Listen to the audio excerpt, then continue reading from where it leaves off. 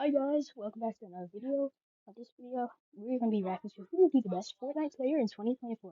This video is by Acid Fortnite, and he has only 33,000 subs, so make sure to go show him some love and subscribe to him. So let's get into the video. 2023 has just come to an end, and throughout the year, we've seen multiple players make a name for themselves. So in this video, I'm going to be going over some of the best and underrated players in the game to try and determine who will be the best player in 2024. Our first person we need to mention on this list is Cooper. We haven't seen a player blow up in popularity like him in a very long time. As I'm sure most of you guys know, in the beginning of Chapter 4, he was pretty unknown, with less than $10,000 earned. And obviously, his blow up would happen after he ended up duoing with Miro. And from then on, it was history. They would go on to place 2nd and 9th in the FNCSs after, and in Season 4 make history by winning the FNCS Global Championship. Since then, Cooper has still been extremely dominant, placing very well in multiple cash cups, but it's in solos where he really shines. Last year, he managed to earn himself over $300,000, so it wouldn't shock me to see him do it again. We just talked about Cooper, so obviously we have to mention Miro. Now, since they have pretty much the same placements, there's not much else to add, except for one major point. Miro has been known as a top player for the last few years now, but he's also known for not really playing the game. There were multiple instances last year of him just deciding not to play a tournament because he didn't feel like it. And with that being said, it would be extremely rare to see him even hop on for scrims. But regardless, he still managed to win the global championship, now becoming tied for the most FNCS wins in the world. So if he decides to put his head down and grind this year, I have no doubt we'll see him win again. Up next, we have a very interesting character, and that's Moneymaker. He really started blowing up this last season over on TikTok. Now, he's mainly known for doing some very questionable things. Somerset? Hello, my little baby. But he's also known for being an extremely good player. Now, his Grands placements haven't been the best, with him placing 36th and 26th. However, he did manage to qualify for the Global Championship. Now, he was contested during the finals, so he ended up getting 35th place. But if he continues on the path he's on now, we will for sure see him up on the leaderboards even more. Our next player just won an FNCS, but is still very underrated, and that's Swizzy. At the beginning of Chapter 4, he switched from playing Asia servers to now being on EU. And a little fun fact is that he actually won an FNCS over on Asia. And in his very first season on this new region, he would end up doing really well, with him placing 9th. Now, the season after, he fell off pace a little bit, getting 26th, but it didn't matter because in Season 3, he would decide to change duos and instead pick up Putrick. And like I said, they went on to dominate the competition, winning the grand finals by a landslide. Now, even though they just won, they actually weren't able to compete at the global championship, and that was because they were Russian. Because of the sanctions on Russia, Epic had to make it so Russian players were unable to earn any prize money or compete at LAN because of the war with Ukraine. So because of this, they ended up sadly getting disqualified. And I'm pretty confident in saying that if they were able to play, they could have possibly finished in the top 5. So hopefully going into this new chapter, he won't let what happened to him last season demotivate him. Another underrated player that I have to mention is Poyo. Back when NA East and NA West were separate, he actually played on West, so he was relatively unknown. Until Chapter 4 came around and his entire life would change. But in the very last NA West FNCS Grand Finals, he managed to come through with an impressive 2nd place out of nowhere, only being a few points away from winning. Now when the servers combined, nobody thought the West players would do that well, but he was about to change that when he decided to duo with Finks, another underrated player who was on East. And together, they went on to place 3rd and 5th in the Grand Finals afterwards. So with 2 really good performances, they had officially qualified for the FNCS Global Champs. Now unfortunately, they did end up getting contested, however, they still managed to pull off a 16th place in the end. On top of that, they also ended up winning 2 games in the days that they played. Very impressive considering how young they are and that they've had 0 LAN experience. Also, right now, it seems like Poyo has no plans on stopping anytime soon. He just recently dropped a 36 kill win in the Solo Victory Cup, almost breaking the world record.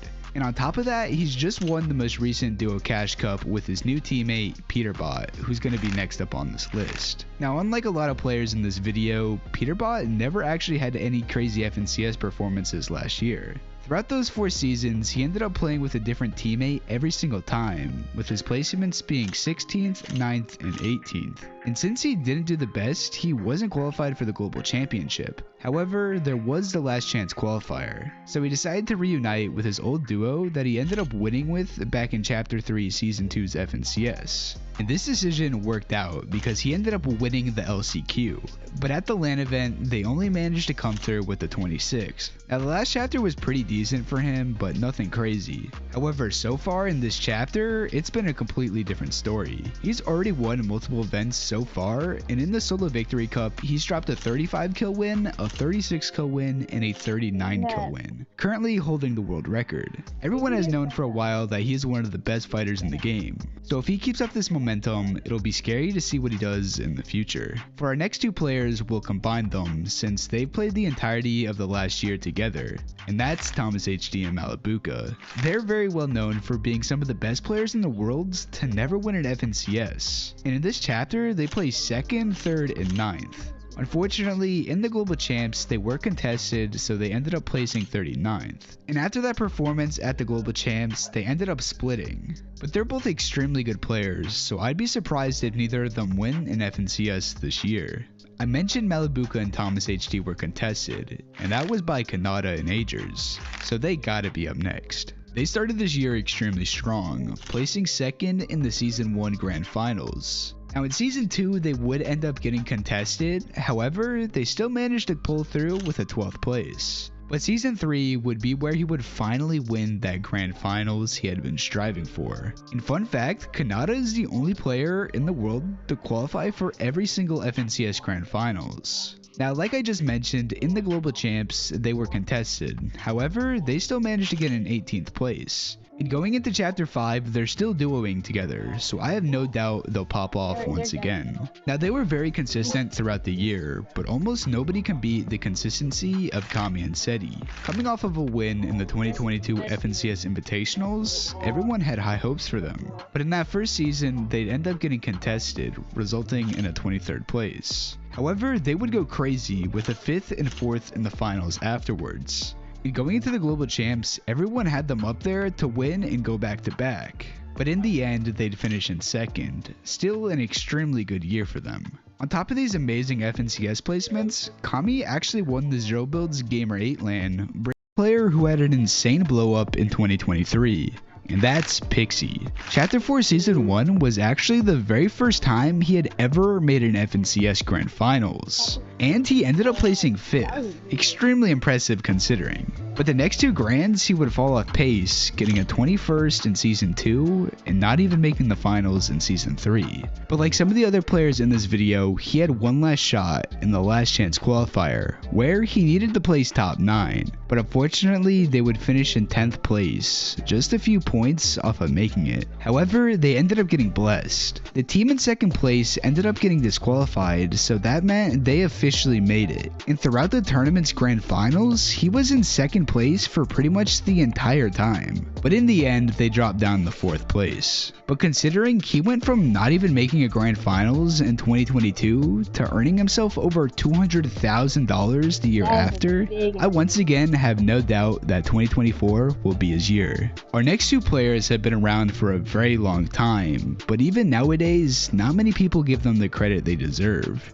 And that's Chicho and Trulex. Now at the beginning of this chapter, things started off very rocky. Originally, they weren't even going to play with each other, but after both of them didn't do the best in the week 1 qualifiers, they decided to split up with their teammates and play together for the remaining of FNCS. Now since they didn't play the first week together, they didn't qualify to the grand finals that season. But the next 2 after that, they would pop off. In Season 2, they placed 9th, and in Season 3, a 2nd place. And as I'm sure you all know by now, since they placed well in that last season, they made it to the FNCS Global Championship. But even though they made it all the way there with some really good placements, still nobody thought they'd do all that good. Especially because, unfortunately, they would end up getting contested the entire tournament. However, to everyone's shock, they ended up winning 2 games in the grand finals, managing to place 3rd in the end. And who knows, if they were never contested in the first place, we could have possibly seen them win. Now, since I don't have time to list off everyone who I think will do good this year, we'll go through a bit of a speed run.